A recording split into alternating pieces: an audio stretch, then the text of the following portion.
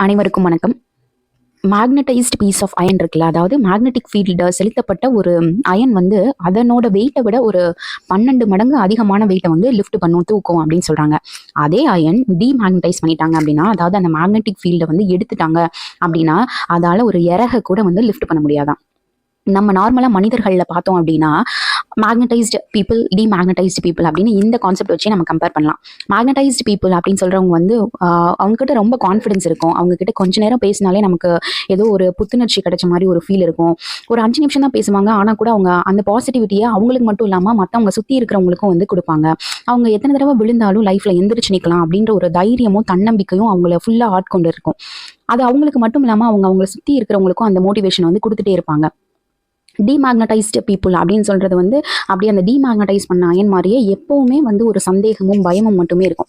ஒரு விஷயம் புதுசாக பண்ணலாம் அப்படின்னு ஆரம்பிக்கும் போது அவங்களுக்கு வந்து ஃபுல்லாக தயக்கங்களும் பயமும் சந்தேகமும் தான் இருக்கும். சந்தேகம்ன்றது வந்து எந்த மாதிரி சந்தேகமாக இருக்கும் அப்படின்னா, நம்ம இதை ஆரம்பிக்கலாமா, ஆரம்பிச்சா நம்ம தோத்துட்டா என்ன பண்ணுறது, மற்றவங்க நம்மளை பார்த்து சிரிப்பாங்களே அப்படின்ற ஒரு விஷயம் தான் அவங்க மண்டைக்குள்ள ஓடிட்டே இருக்கும். அவங்கள மட்டும் நெகட்டிவா ஃபீல் பண்றது இல்லாம அவங்கள சுத்தி இருக்கிறவங்களுக்கும் அவங்க வந்து ஒரு நெகட்டிவ் எனர்ஜி தான் கொடுப்பாங்க. மற்றவங்களோட சந்தோஷத்தையும் அவங்களால பார்த்து சந்தோஷப்பட முடியாது.